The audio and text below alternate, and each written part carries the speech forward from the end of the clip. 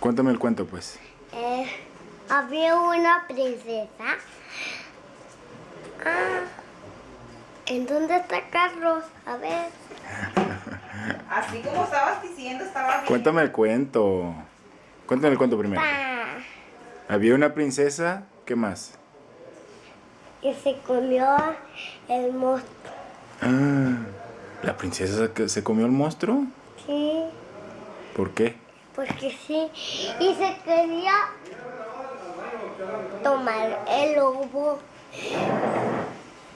Taguito el agua. Y ya no quería pelear.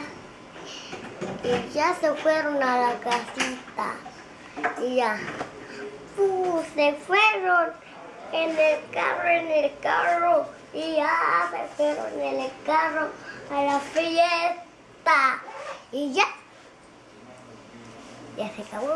¿Se acabó? Sí, Órale, ¿la versión extendida? sí. Órale, está chido, ¿verdad? Sí. Yo te doy un beso, pues. Bye.